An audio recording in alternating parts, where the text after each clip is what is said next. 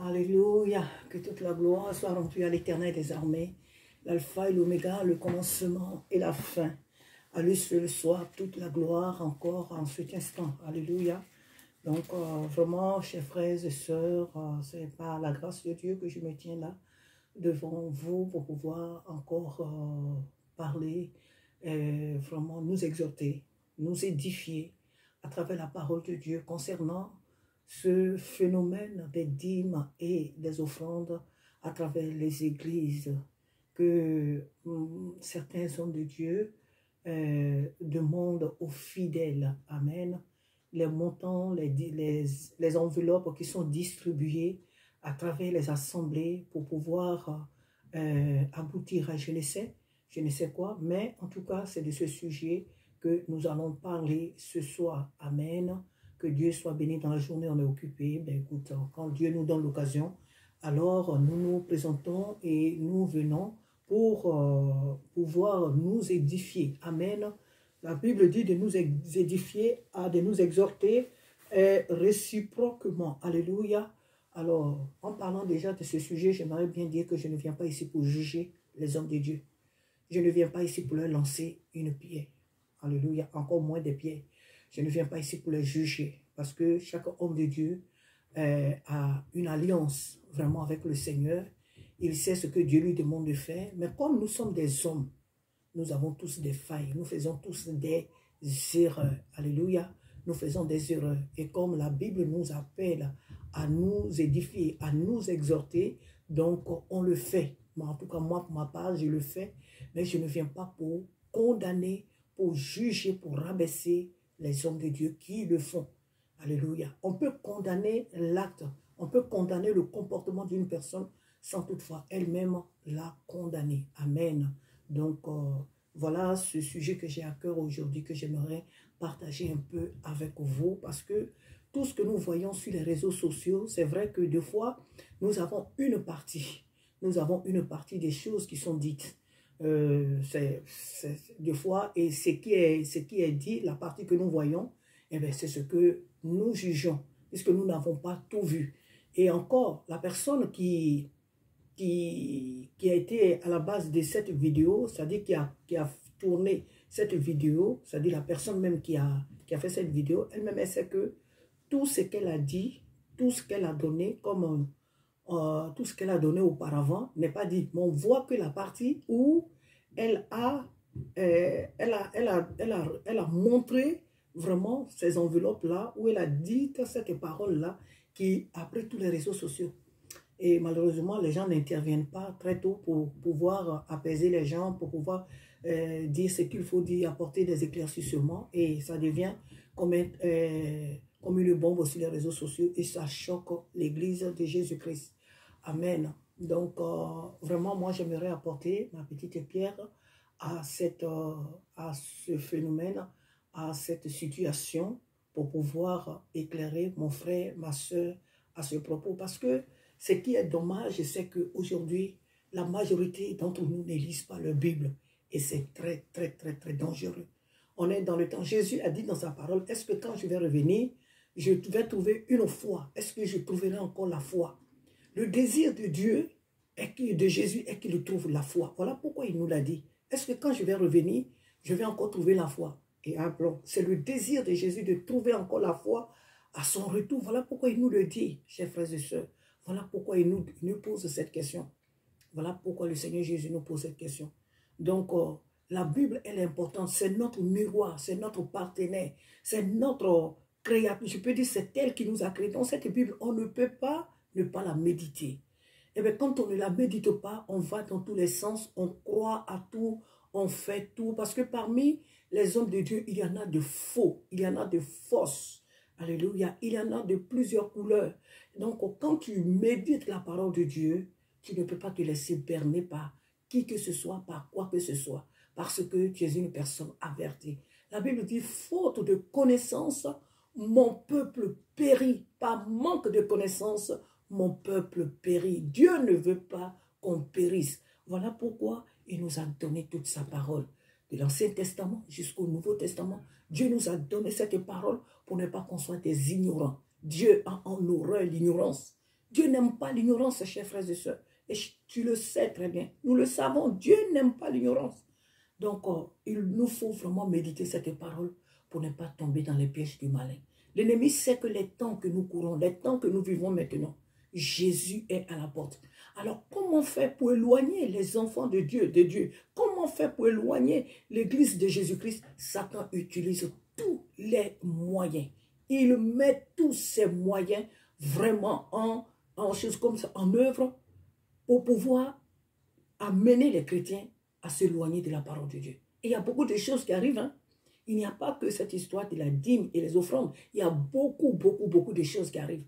Je l'avais dit aussi dans une de mes vidéos, que les choses que nous allons voir dans ces temps de la fin, ce ne sont pas des choses que nous allons voir par un frère comme ça qui vient aujourd'hui à l'église, qui ne vient pas, comme on l'appelle les chrétiens, clopins.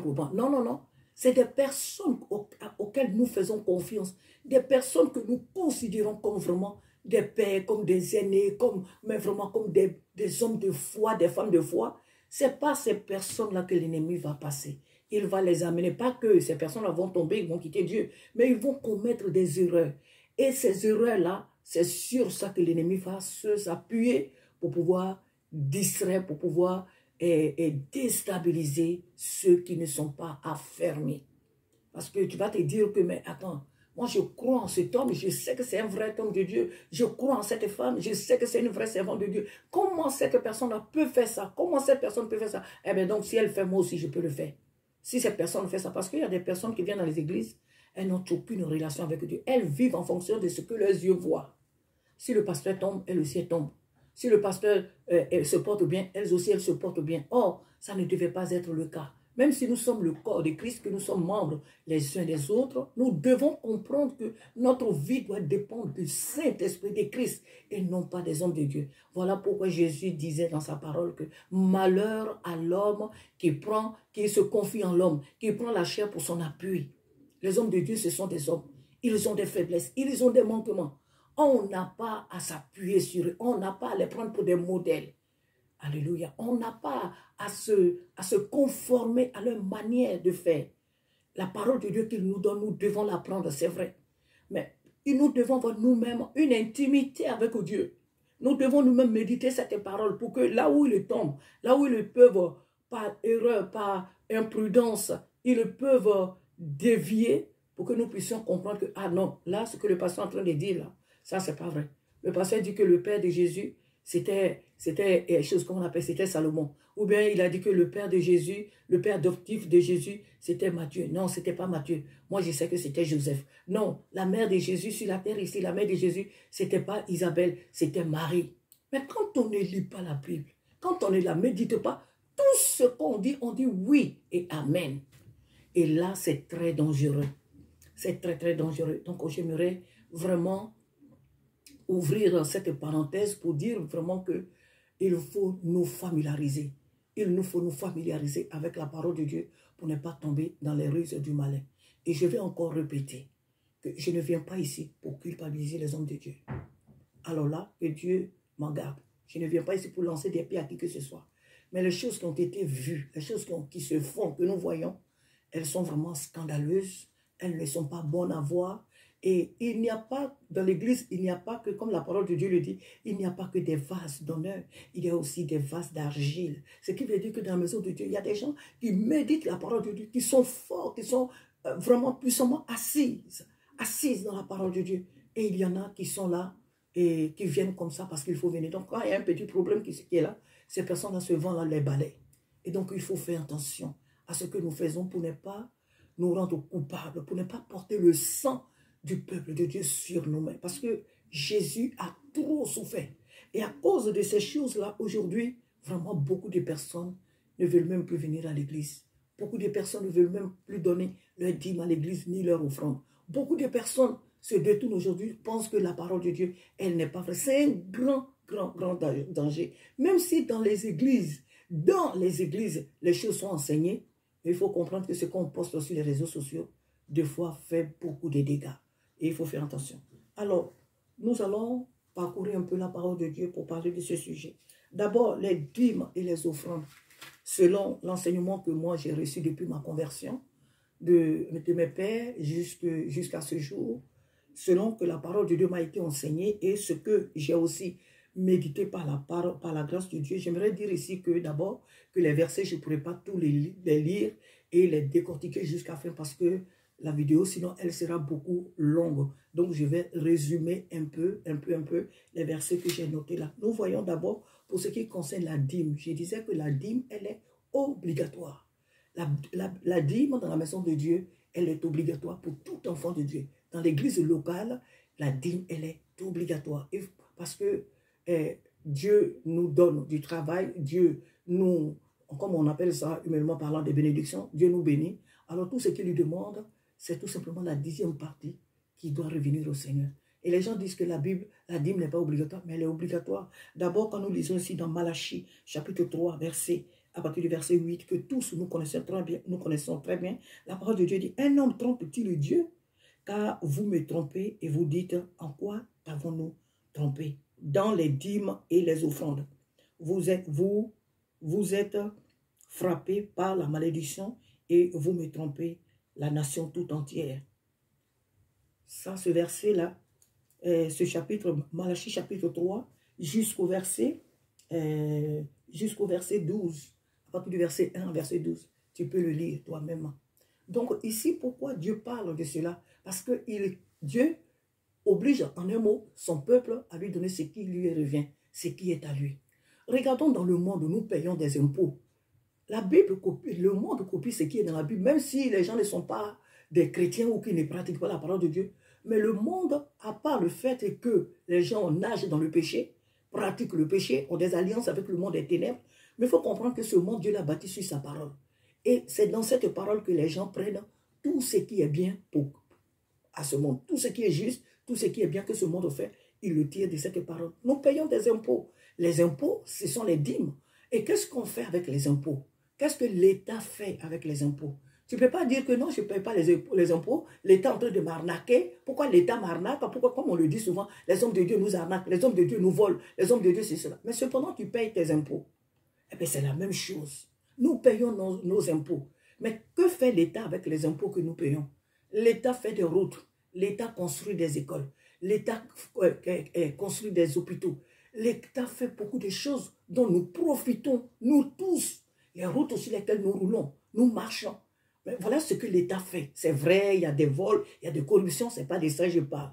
Je dis ce qui est vrai, ce qui est fait. Donc l'État, voilà le travail que l'État fait avec l'argent que nous donnons de nos impôts. Et donc, ce qui est fait dans la Bible, c'est ce que nous voyons aussi de manière physique aussi dans ce monde. Alléluia. Le chrétien doit donner sa dîme. Un chrétien qui est converti, un chrétien qui a donné réellement sa vie à Jésus-Christ, on n'a pas à lui dire de donner sa dîme. Non. Il sait que Dieu, il connaît la parole de Dieu. Il connaît les principes de la parole de Dieu. On n'a pas besoin de mettre un fer sur sa tête pour lui dire qu'il faut donner ta dîme. Tu ne donnes pas ta dîme, tu voles. C'est comme tu montes dans un moyen de transport et tu ne payes pas ton ticket. Tu ne payes pas et tu voles, tu fraudes. C'est du vol. Donc, Dieu nous oblige, en un mot, à donner notre dîme. Ce n'est pas du vol. Alléluia.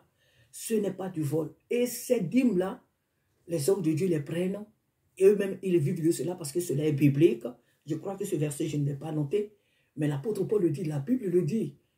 Les hommes de Dieu sont entretenus par les dîmes et les offrandes que nous donnons dans nos églises. C'est dommage que quand certaines personnes attendent que oui, on prend les dîmes et les offrandes pour entretenir les hommes de Dieu, ils sont affolés. Sinon qu'elles sont affolées. Ah, pourquoi notre argent? Ah non, pourquoi? Non. Cela est biblique. L'ouvrier mérite son salaire. C'est biblique. C'est biblique. Alléluia. Je passe. Alors nous allons venir sur... là, j'ai parlé de la dîme. Concernant l'offrande. Ici, même moi-même, j'ai mis ici que l'offrande n'est pas obligatoire. Mais l'offrande ici, elle est obligatoire puisque le Seigneur dit, vous me volez dans les dîmes et les offrandes. Ici, nous voyons dans la Bible une veuve. Une veuve, pour ne pas parler d'une obligation, nous voyons une veuve. Jésus dit que les gens étaient ce jour en train de faire des offrandes et la veuve a donné tout ce qu'elle avait. Tout ce qu'elle avait. Personne ne l'a obligée. Elle a donné ce qu'elle avait. Les riches sont venus pour se vautrer, pour se montrer. Ils ont mis des grosses sommes et tout, pour qu'on sache que eux, ce sont eux qui donnent dans l'église. Ce sont eux qui font que l'église, elle est là. Ce sont eux qui font que l'église marche bien. Mais cette veuve, elle est venue et elle a donné le peu qu'elle avait.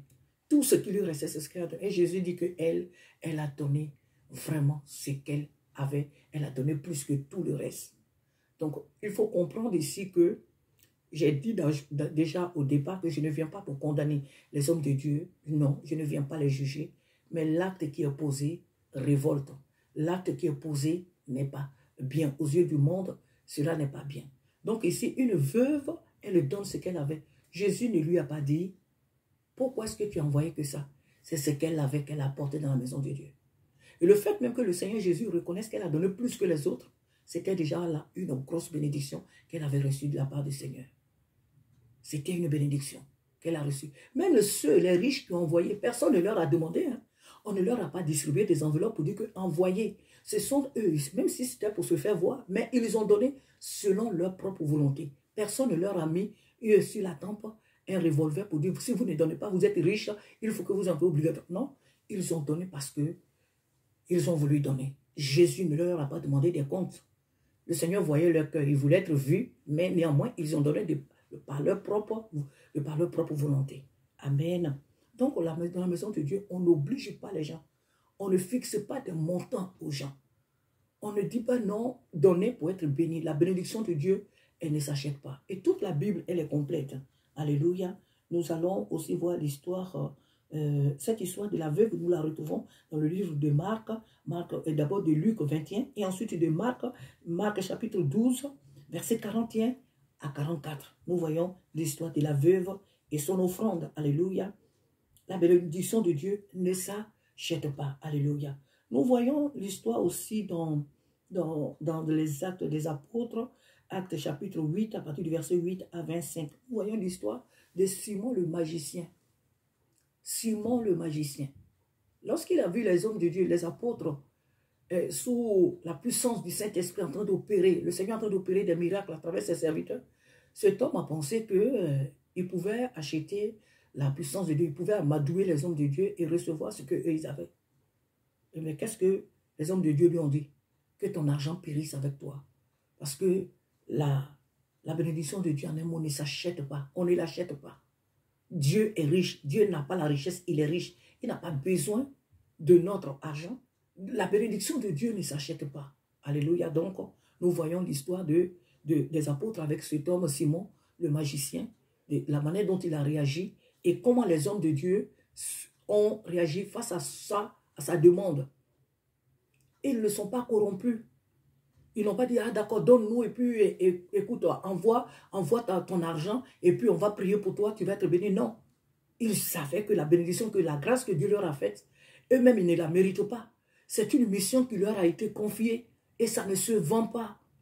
Alléluia. Donc, voilà comment ils ont répondu à Simon pour dire que les hommes de Dieu n'ont pas à distribuer des enveloppes, n'ont pas à parler des bénédictions, n'ont pas à dire donnez tant pour faire un hôtel, donnez tant pour être comme ça, donnez tant. Jésus nous a bénis depuis Golgotha. Et d'ailleurs, même, c'est même pas depuis Golgotha, depuis le jardin d'Éden, nous sommes bénis. Jésus nous a bénis. Ce sont nos pères, de par leur trahison, ont corrompu avec l'ennemi, ont amené l'ennemi à corrompre l'humanité, où aujourd'hui les hommes souffrent, on est obligé aujourd'hui de souffrir pour avoir telle ou telle chose. Mais nous sommes des êtres bénis parce que celui qui nous a créés aime la bénédiction. Dieu a béni son peuple, Dieu a béni son église. On n'a pas besoin de faire ça, avant d'être béni. Je peux poser une action dans la maison de Dieu parce que pour question de reconnaissance, je peux faire mon don. Mais il faut que cela soit volontaire. On n'a pas à distribuer des enveloppes aux gens pour leur demander des sons parce qu'il faut qu'elles soient bénies, pour céder leur famille, pour protéger leur famille. Ce n'est pas l'argent qui protège nos familles. Celui qui protège nos familles, c'est Jésus. Celui qui protège son peuple, c'est Jésus. Qu'est-ce que nous lui donnons en retour lorsque nous dormons et que nous nous réveillons? Nous partons au travail, nous retournons. Et savons-nous ce qui se passe autour de nous dans le monde, dans le spirituel? Est-ce que nous sommes conscients des choses qui se passent? Mais Dieu nous garde. Il ne demande pas notre argent d'abord avant de le faire. Dieu n'a pas besoin de notre argent avant de nous bénir. C'est une grave erreur. C'est une grave erreur de parler ainsi au peuple de Dieu. Alléluia. Nous sommes déjà un peuple béni. L'Église est déjà un peuple béni. Le peuple de Dieu est déjà béni parce que Christ l'a racheté des mains de celui qui est maudit, des mains de celui qui, en un mot, qui est déchu. Jésus nous a racheté à un grand prix. Donc un enfant de Dieu n'a pas à courir après des bénédictions. Jésus nous a déjà bénis. Alléluia. Dans le livre des Chroniques, chapitre 21, verset 24, nous voyons l'histoire de David. David dit, je ne donnerai pas à mon Dieu ce qui ne m'a pas coûté. Dans le livre des Chroniques. Ça, c'est David lui-même qui prend l'initiative. C'est David lui-même qui regarde sa vie, qui se dit, moi, David, je ne peux pas donner à mon Dieu quelque chose qui ne m'a pas coûté. C'est David qui décide lui-même d'apporter à Dieu ce qui va le coûter, ce qui va le coûter, en tout cas, ce qui lui est cher. C'est David lui-même qui prend la décision de donner à son Dieu ce qu'il a de plus cher. Ce ne sont pas le prophète, ce n'est pas le prophète Nathan, ce n'est pas le prophète si Samuel vivait encore dans ce temps, ce n'est pas quelqu'un qui vient lui dire, David, tu es un roi, alors toi tu dois offrir telle chose à Dieu, parce que tu es un roi, et ton don doit être plus grand, doit être plus valeureux que ceux du peuple. C'est David lui-même qui décide d'offrir à Dieu ce qu'il a de plus cher, parce qu'il sait que son Dieu mérite, il mérite cela. Donc ce que nous donnons à Dieu doit être volontaire. Le Seigneur dit dans sa parole que celui qui donne avec joie, oui, d'apporter dans sa maison, celui qui donne avec joie. On ne peut pas donner avec joie quand on nous a demandé de faire. Quand on nous a obligés de faire, on donne avec contrainte. Parce qu'on nous a obligés. Parce qu'on nous a obligés de donner. Ce que moi je donne de par ma propre volonté, alors là je la donne avec joie. Ce que je donne de par ma propre autorité, alors je l'apporte avec joie. Alléluia. On n'a pas à fixer des sommes aux enfants de Dieu. Le peuple de Dieu souffre déjà. Le peuple de Dieu est déjà, je peux même dire, fatigué. Pourquoi venir lui imposer ce genre de choses? Ce n'est pas sérieux. Il ne faut pas le faire. Laissons le peuple de Dieu, laissez le peuple de Dieu apporter dans la maison de Dieu ce qu'il a, ce qu'il trouve juste, ce qui est bien, ce qu'il trouve bien de donner à son Père, à son Dieu. Alléluia. Ensuite, nous avons l'histoire aussi d'Ananias et Saphira dans les Actes des Apôtres, Actes des Apôtres chapitre 5 à partir du verset 1 à 11. Nous voyons l'histoire d'Ananias et Saphira. Pourquoi Ananias et Saphira sont morts de cette manière? Ils ne sont pas morts parce qu'ils n'ont pas envoyé tout leur argent à l'église. Ils sont morts parce qu'ils ont menti. C'était leur argent. Tous les autres vendaient leurs biens et ils les apportaient aux pieds des apôtres. Et les apôtres, la parole de Dieu dit, ils distribuaient ces biens-là selon les besoins du peuple qui était là avec eux. Alléluia. Donc chacun même vendait. Ce ne sont pas les apôtres qui ont dit au peuple qui était là, aux gens qui étaient là riches, vendez vos propriétés, vendez, envoyez-nous l'argent. Vendez. Vous voyez, là on a des besoins, on doit construire l'église, il faut qu'on construise un temple, il faut qu'on fasse ceci, vous devez venez s'aimer pour que vous soyez bénis. Non, ce n'est pas eux qui l'ont dit, c'est le peuple. C'est le peuple de Dieu qui était là, touché par le Saint-Esprit. Eux-mêmes, ils ont vu leurs besoins. Ils se sont dit les uns les autres, mais attends, comment moi je viens ici et puis il n'y a pas un lieu pour dormir? Comment moi je viens ici, j'ai tout chez moi alors que les hommes de Dieu n'ont rien? Ils ont à peine de quoi à vivre. Comment moi je dors sur un lit moelleux et les hommes de Dieu dorment à même le sol? Comment c'est pas possible? Non. Donc, je vais vendre mes biens et je vais les envoyer au service, je vais les envoyer aux apôtres pour que tous nous puissions profiter, pour que les hommes de Dieu puissent vivre bien. Donc, c'est le peuple même qui a pris la décision de vendre ses biens. Ce ne sont pas les apôtres qui leur ont demandé cela. Ils l'ont fait de par leur propre volonté. Alléluia. Alors, Ananias et Saphira, voilà ce qu'ils n'ont pas fait. Non seulement ils ont vendu leur propriété, mais ils viennent mentir. C'est le mensonge. C'est leur mensonge qui les a tués. Pierre leur a dit que, mais attends, si vous avez vendu votre bien, c'est à vous, c'est votre bien, c'est votre argent. Vous n'êtes pas obligé de venir ici nous mentir. Pourquoi vous nous mentez? C'est votre argent, vous pouvez le gérer comme vous voulez. Mais il fallait nous dire, ah c'est vrai, on a vendu notre propriété, mais on a laissé l'argent parce que l'autre argent, on a un projet, donc on a laissé une partie, donc voilà ce que nous envoyons. Ils n'allaient pas mourir. Pourquoi? Parce qu'ils avaient dit la vérité. Dieu ne tue pas ceux qui disent la vérité. Dieu ne frappe pas ceux qui disent la vérité. Le Saint-Esprit ne frappe pas puisque lui-même il est la vérité. Non, le Saint-Esprit ne frappe pas ceux qui disent la vérité ou celui qui dit la vérité. Mais ils ont menti. Ils ont menti en disant que c'est tout ce qu'ils avaient alors qu'ils les avaient divisés. Ils avaient laissé une partie à la maison et ils ont envoyé ce peu-là. Or, eux, depuis qu'ils sont là, ils profitent de tout ce que les autres envoient. Pourquoi à leur tour, ils envoient, ils viennent mentir. Voilà ce qui a énervé le Saint-Esprit. Voilà ce que le Saint-Esprit n'a pas accepté. Et ces hommes-là ont été sur le champ exterminés. C'est à cause de leurs mensonges. Dieu ne nous oblige pas d'apporter tout notre salaire à l'église. Parce que le Seigneur sait qu'on a des charges. Le Seigneur sait qu'on a des familles à nourrir. Et surtout pour nous qui venons de l'Afrique. Le Seigneur sait qu'on a des parents, souvent auxquels nous faisons des mandats, des amis souvent qui ont des besoins, qui nous appellent. Dieu sait notre charge. Dieu ne veut pas qu'à la fin du mois, on nous foute dans les rues, qu'on vienne nous enlever dans nos appartements. Dieu ne veut pas que nous soyons pauvres. Le Seigneur veut qu'on ait des réalisations. Le Seigneur veut qu'on construise. Le Seigneur veut qu'on ait des épargnes. Dieu ne nous demandera jamais de prendre tous nos salaires et de les envoyer à l'église sous prétexte qu'on veut être béni. On veut bénir les hommes de Dieu. Ces choses-là ne viennent pas de Dieu, chers frères et sœurs. Ça ne vient pas de Dieu. Ça ne vient pas de Dieu. Voilà pourquoi le Dieu créateur, il nous demande qu'une 10e partie. Sur notre salaire de 1200, de 1300 euros, Dieu nous demande que la 10e partie. Pour celui qui a 1000 euros, Dieu va lui demander 100 euros. Pour celui qui a 2000 euros, Dieu va lui demander 200 euros. Pour celui qui a 500 euros, Dieu va lui demander que 50 euros. Maintenant, c'est au chrétien lui-même de réfléchir pour dire qu'attends, moi je fais un travail, je suis payé à 10 000 euros. Comment est-ce que, comme les apôtres et les frères, ils étaient l'ont fait, comment moi je peux venir dans la maison de Dieu, je vois que le toit est gâté, les chaises dans l'église ne sont pas bien, tout est comme ça, et puis moi je viens, l'homme de Dieu, regarde, il vient, il habite même une maison qui est délabrée, il marche, il prend des transports, il vient à l'église 2 fois, il est obligé de venir en retard, parce que les moyens de transport, 2 fois, il n'y a pas de transport, il est obligé de tourner pour venir ici. Non, je suis payé à 10 000 euros. Je suis payé à 10 000 euros. Moi, je vais faire un don à l'église. C'est aux chrétiens eux-mêmes de prendre cette décision. C'est aux chrétiens lui-même de réfléchir que Dieu l'a béni, comme on appelle ça des bénédictions, ces choses-là. Donc, c'est aux chrétiens lui-même de comprendre que Dieu m'a béni. Je dois aussi, ce que Dieu m'a donné, c'est pour être utile à son église locale. Voilà pourquoi Dieu m'a donné telle chose, donc je vais faire. C'est aux chrétiens eux-mêmes de prendre la décision. Bon, on ne vient pas leur fixer des montants. Non, non, non. Ça ne se fait pas. Ça ne se fait pas. Ici, dans la diaspora, qui est payé ici à 10 000 euros, à 2 000 euros, à 4 000 euros, pour donner, pour faire des dons de 10 000 euros, ou 2 000 euros, ou 3 000 euros. C'est qui est payé ici à cette somme? La majorité dans nos assemblées, nous tous là, il n'y a pas plus de 5 à 6 personnes qui sont payées à 8 000 euros, 4 000 euros. À part nos frères qui font qui ont des hautes fonctions, comme on peut les appeler, nos frères qui sont les avocats, qui sont des médecins, qui sont des chefs d'entreprise, et j'en passe. Oui, eux, ils peuvent avoir cette somme-là.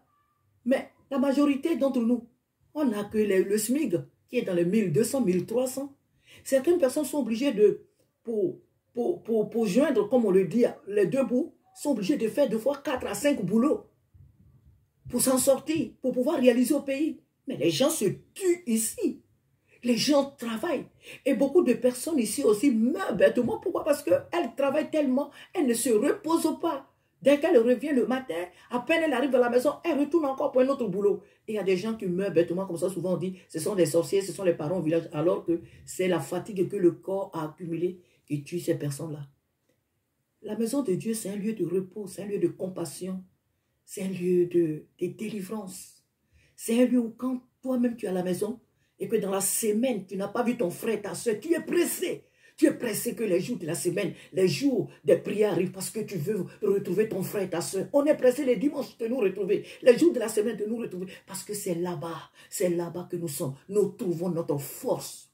David dit, je suis dans la joie quand on me dit, allons à la maison de l'Éternel, parce que c'est là qu'il sait que ses prières ont la solution. C'est là qu'il trouve les victoires avant d'aller sur le terrain physiquement.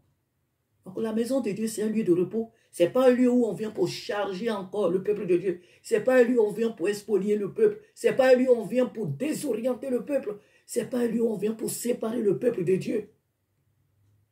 Alléluia. Je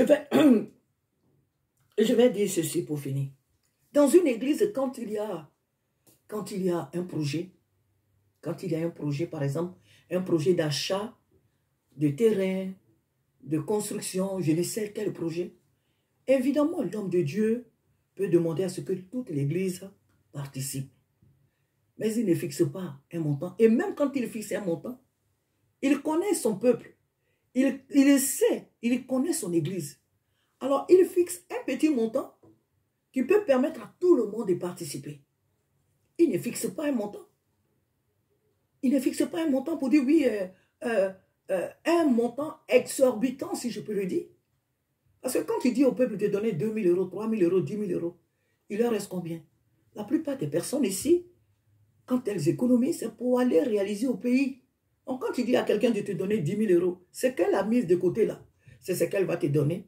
Et toute sa vie, elle va la passer ici. Ça sera difficile qu'elle rentre au pays parce que la majorité des personnes aussi qui meurent ici, c'est parce qu'elles n'ont rien fait au pays. C'est pourquoi elles restent ici, elles meurent ici. Le désir de Dieu est que nous qui sommes venus ici en Europe, nous qui sommes venus, c'est le désir de Dieu qu'on ait un toit chez nous. Le peuple d'Israël est resté 400 ans en Égypte. Un jour, ils sont retournés à Canaan. Donc, le désir de Dieu, ce n'est pas que non, Dieu m'envoie dans ce pays. Maintenant, c'est lui qui est Dieu, c'est lui qui décide. S'il dit que là-bas où je t'envoie, c'est là-bas tu vas mourir, à lui seul soit la gloire. Mais le désir de Dieu, que les pays d'où nous sommes originaires, nous y retournons, que nous y bâtissons, que nous bâtissons des maisons pour y habiter, c'est le désir de Dieu. C'est le désir de Dieu. Donc, dans une église locale, le pasteur peut demander, quand l'église a un projet, le pasteur peut demander à ce que l'église tout entière contribue. C'est pour le bien de l'église. Mais on ne leur fixe pas des sommes qu'elle ne peut pas avoir.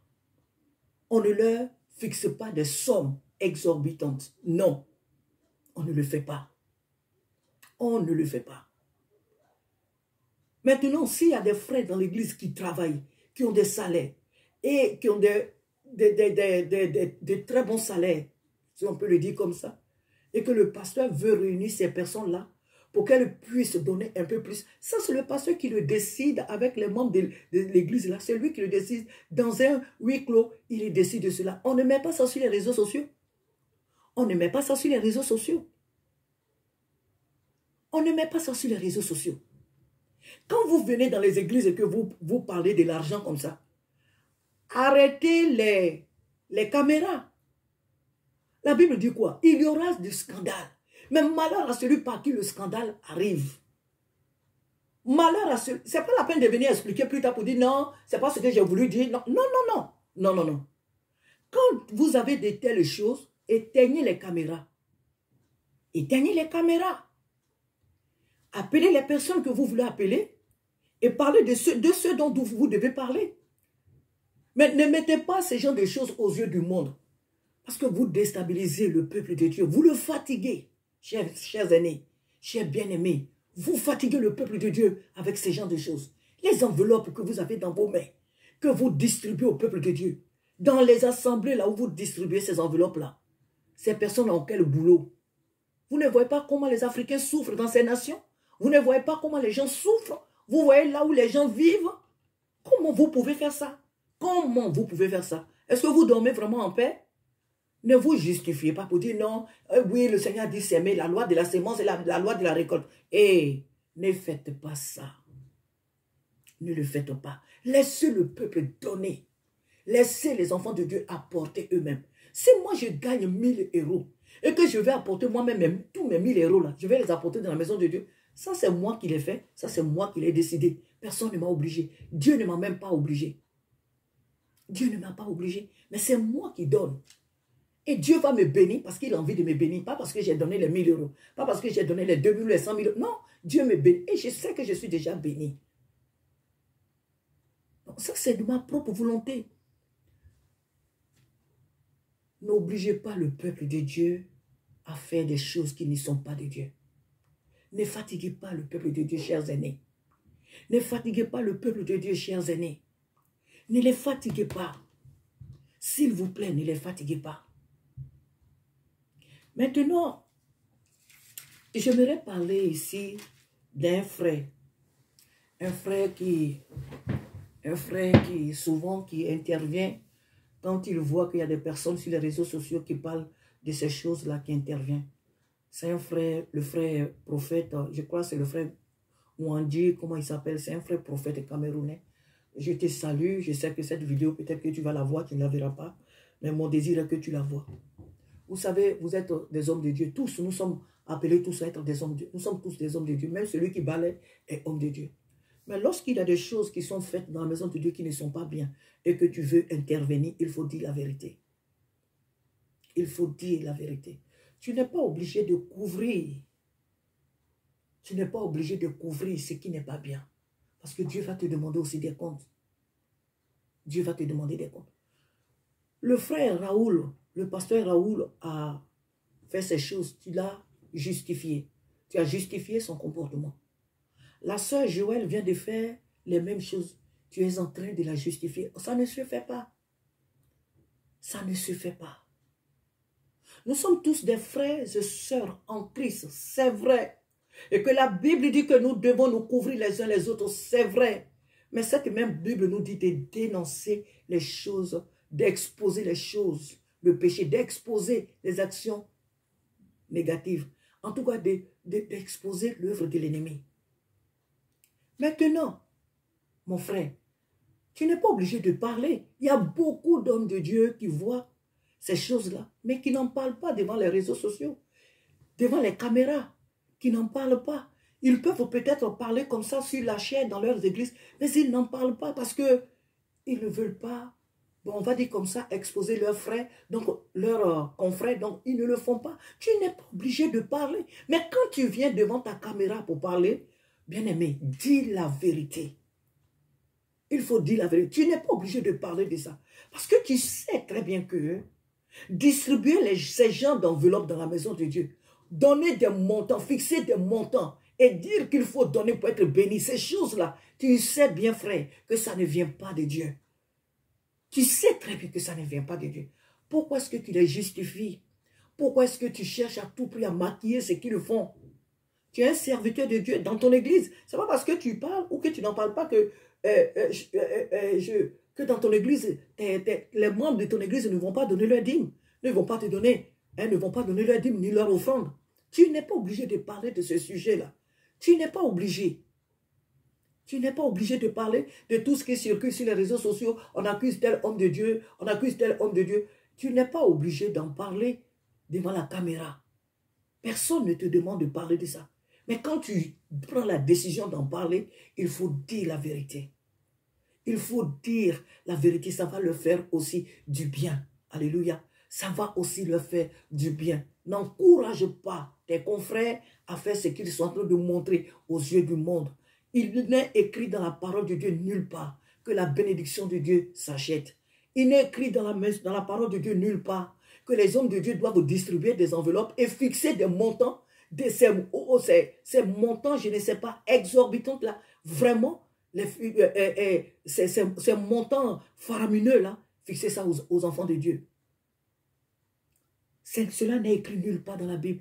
Dans toute la Bible, on a vu des gens qui ont apporté ce qu'ils avaient avec joie. Quand, dans l'Ancien Testament, quand les hommes de Dieu devaient fêter la Pâque, ce sont eux-mêmes qui envoyaient leurs animaux. Les gens cotisaient. Ils envoyaient avec joie. L'œuvre de Dieu se fait dans la joie. L'œuvre de Dieu se fait avec notre propre décision. C'est nous qui envoyons. Alléluia.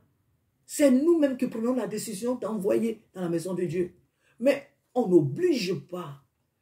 Tout à l'heure, je disais que Dieu n'a pas forcément besoin de notre argent. C'est vrai que nous vivons sur la terre et que Dieu travaille avec notre argent, mais Dieu nous demande de donner avec joie, pas avec des contraintes, pas avec des soupirs, pas avec de la colère, non, mais de donner avec joie. Même si le Dieu vivant travaille avec l'argent qu'il nous a confié, mais nous, il nous demande d'apporter avec joie, pas avec des contraintes.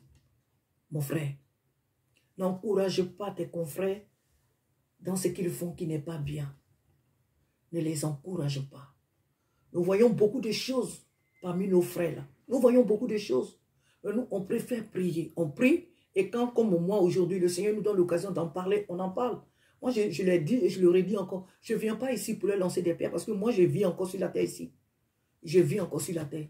Et j'ai quelques membres ici que je dirige, que le Saint-Esprit dirige au travers de moi. Alléluia. Donc, moi, j'ai des erreurs. Je commets des erreurs. Je commets des fautes. Donc, tant que nous vivons sur cette terre, on ne dira jamais, moi, jamais, je ne ferai. Non, on ne peut pas le dire. Donc, je ne viens pas ici pour leur lancer des pierres. Mais cependant, l'acte qui est posé, qui n'est pas bon, il faut la dénoncer. Et quand on la dénonce, on le fait avec amour, pas dans le but de les humilier, de les blâmer. Parce que ce sont des hommes de Dieu. Alléluia. Parce que ce sont des frères. La Bible dit que nous faisons tous partie du même corps. Nous sommes tous le corps de Christ. Alléluia. Et donc, voilà pourquoi aujourd'hui, on est obligé, voilà maintenant, écoute, de venir comme ça devant les réseaux sociaux. Parce qu'aujourd'hui, c'est le seul moyen qui a été mis à notre disposition pour pouvoir communiquer. Voilà pourquoi aujourd'hui, on vient sur les réseaux sociaux, on parle. Alléluia. Voilà pourquoi nous parlons. Sinon, on se met souvent dans nos lieux secrets et on prie pour l'homme de Dieu, on prie pour la femme de Dieu, on prie pour le peuple de Dieu, on prie pour ne pas que vraiment ces gens d'action affaiblissent le peuple de Dieu, affaiblissent ceux qui n'ont pas vraiment une réelle relation avec le Saint-Esprit par sa parole. Alléluia. Alors, je crois que j'ai dit assez. Amen. Je crois que le Seigneur m'a permis de dire ce que j'avais à dire. Alléluia. Une église locale, le pasteur peut demander à ses membres de participer quand il y a un projet. Mais il ne va pas fixer une grosse somme à chaque membre. Alléluia. Celui qui veut donner une grosse somme, c'est sa propre volonté. C'est elle-même, c'est la personne elle-même qui décide d'envoyer une grosse partie. Mais on peut demander à toute une église locale de participer à un projet. Parce que ce projet-là, ce n'est pas forcément pour le pasteur. Ce n'est pas pour le pasteur seul. C'est pour toute l'église. C'est pour toute l'église locale. Alléluia. Donc, on demande la contribution des uns et des autres. Et chacun apporte sa pierre à l'édifice. Mais on ne fixe pas une somme exorbitante au peuple. Alléluia. On ne les charge pas de ce lourd fardeau pour les opprimer, pour les dépouiller. Non, ça ne se fait pas. Ça ne se fait pas. Alléluia. Donc, voilà ce que le Seigneur m'a mis à cœur, que j'aimerais partager vraiment avec toi, mon frère, avec toi, ma soeur, peuple de Dieu. Voilà ce que le Seigneur m'a mis à cœur. Je ne dis pas que l'homme de Dieu, les enfants de Dieu ne doivent pas donner leur dîme ni leur offrande. Je l'ai bien dit au départ que même la dîme, elle est obligatoire. Nous devons donner notre dîme à l'église parce que cet argent-là sert à entretenir les salles où nous prions. Cet argent sert à entretenir aussi l'homme de Dieu et sa famille. Cela est biblique. On a beau murmurer, on a beau dire tout ce qu'on veut dire, cet argent-là est utile pour le bien-être de celui à qui Dieu a confié l'œuvre. Ça ne se discute pas. Voilà, ça ne se discute pas. Celui qui veut donner, il donne. Celui qui ne veut pas donner, il ne donnera pas et il ne donne pas. Le Dieu qui a élu son serviteur ou sa servante pourvoira à ses besoins d'une manière ou d'une autre. Alléluia. Mais on ne fait pas de ça une loi pour opprimer le peuple de Dieu, pour brimer le peuple, pour dépouiller le peuple de Dieu. Que Dieu nous bénisse et que le Saint-Esprit nous donne vraiment de pouvoir examiner tout ce que nous voyons, tout ce que nous voyons autour de nous à la lumière de la parole de Dieu. Dieu est fidèle. Il a dit d'apporter dans sa maison. Il a dit de donner avec joie et non pas avec des contraintes, non pas avec des grincements des dents. Alléluia. Non pas avec des grincements des dents. Que le Seigneur t'aide. Alléluia. Que le Seigneur nous aide. Alléluia. Et que dans la maison de Dieu, et que toi, mon frère, toi, ma soeur, que tu te familiarises avec la parole de Dieu. Tout récemment, dans mon travail, une soeur en Christ me rendait un témoignage qu'il y a une soeur dans l'église qui travaille, qui a vraiment un très bon boulot. Et son pasteur, tout le temps, le pasteur l'appelle tout le temps. Elle doit donner, elle doit donner. En dehors de ses dîmes et ses offrandes, elle doit donner. Il faut qu'elle donne, il faut qu'elle donne. Donc, finalement, elle prend 2 fois tout son salaire puis elle donne au monsieur. Je ne sais pas, elle me disait que elle ne sait même, ça l'énerve. Elle ne sait même pas comment la soeur, comment elle vit. Comment elle vit. Dès qu'elle est payée net, elle est comme poussée à donner ce qu'elle reçoit par mois. Elle a été envoûtée. Et beaucoup de ces loups qui sont dans nos églises, qui ne sont pas des véritables pasteurs, envoûtent tout le peuple de Dieu. Parce que la plupart d'entre nous n'ont aucune relation avec le Seigneur. Donc on les envoûte. Voilà pourquoi tu peux donner tout ton salaire à un pasteur. Voilà pourquoi chaque fois que tu es payé, chaque fois tu as envie de donner pour toi, tu crois qu'en donnant, c'est là que Dieu s'occupe de toi, c'est là que tu es béni. C'est faux. Mais c'est vraiment faux.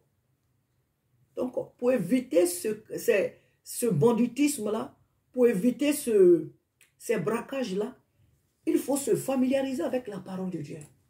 Alors, quand tu es payé, mon frère, ma soeur, tu apporteras dans l'église ta dîme et ton offrande. Alléluia, tout simplement, pour contribuer à l'avancement de l'œuvre de Dieu. C'est ce que tu feras. Mais un faux pasteur ne viendra pas t'appeler à tout moment. À tout moment, viens, il faut donner, il faut donner, il faut donner. Et la plupart aussi je ne parle pas forcément de ces frères que j'ai cités ici, mais j'ai dit comme ça, le corps de Christ est assez grand. Beaucoup des hommes de Dieu aussi ne veulent pas travailler. Ils sont assis à la maison et ils dépouillent les membres de leurs églises qui travaillent comme ça. Donc, c'est des choses qui ne sont pas bien. Voilà pourquoi il faut méditer vraiment la parole de Dieu. Il faut la méditer pour savoir comment agir. Les temps sont mauvais. Jésus revient. Jésus revient.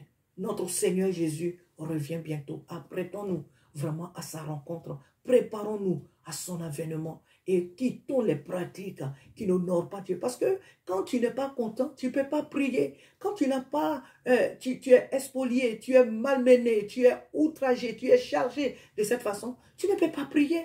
Tu ne peux pas prier parce que ton argent, tu donnes et puis après tu réfléchis. Ah, je devais faire ça, mais je n'ai plus rien. Ah, je devais faire ça, mais mon argent est parti à l'église. Et ça fait que ces choses-là vraiment font vraiment beaucoup de mal aux âmes. Voilà pourquoi il faut vraiment prier. Il faut vraiment avoir une relation avec le Saint-Esprit pour ne pas être à la merci de Satan et ses agents. Amen. Que Dieu bénisse son Église, que le Saint-Esprit bénisse son Église et que tous les hommes de Dieu, par la grâce de Dieu, aient la sagesse et l'intelligence pour que Dieu augmente encore la sagesse et l'intelligence de ses véritables serviteurs et que la parole qu'ils apportent à son peuple soit une parole qui leur fait du bien, soit une parole qui les libère, qui les restaure et non pas une parole qui est prêchée dans le but de les assujettir. À Dieu seul soit toute la gloire ce soir et à jamais, au nom puissant de Jésus-Christ. Alléluia. Que Dieu te bénisse, mon frère, que Dieu te bénisse, ma soeur. Et on se dit à très bientôt si le Seigneur le permet. Amen. Amen.